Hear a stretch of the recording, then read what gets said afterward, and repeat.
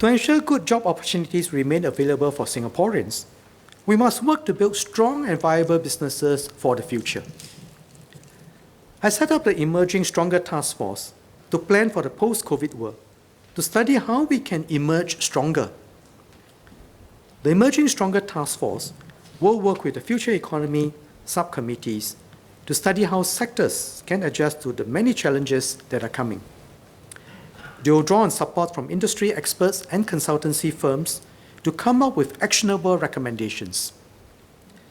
For the sectors that are more badly hit and which also face significant structural disruptions, we will undertake a review on the medium-term outlook and our responses to adapt to the changes ahead. After observing companies for several years now, since we started work on the future economy, I found that companies that are adapting to structural changes early are also adapting better to this sudden shock.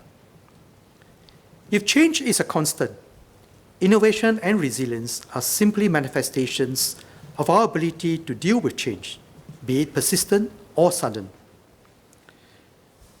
The Emerging Stronger Task Force is studying two key shifts: the rise of digital transformation and the decline in support for globalization and shifts in global supply chains.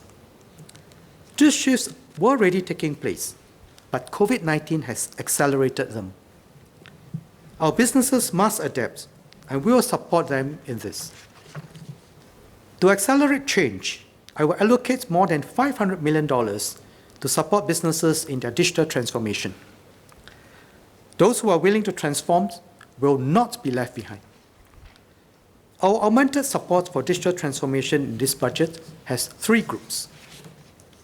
First, for those who have not begun using digital tools, we'll help them to get on board with digital transformation, building on current momentum. For example, in e-payments, the take-up by businesses has risen sharply. 50,000 more businesses have adopted Pay Now Corporate since April this year. IMDA, NEA, JTC, HDB, and Enterprise Singapore will provide a bonus of $300 per month over 5 months to encourage more storeholders in hawker centres, wet markets, coffee shops, and industrial canteens to use e-payments and avoid having to handle cash. They should not be left behind as the whole economy transforms. Second, we'll enhance our support for businesses which are ready to take their basic payments and invoicing functions digital. This will be coupled with support to keep their businesses running and even acquire new revenue lines.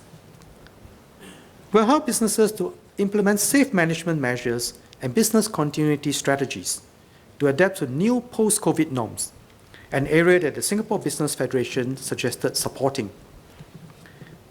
We had earlier enhanced SME Go Digital to help businesses adopt digital solutions to cope with circuit breaker measures. Under SMEs Go Digital, we have rolled out the food delivery and e-commerce booster packages. More than 10,000 food services and retail establishments have benefited from these packages and gone online.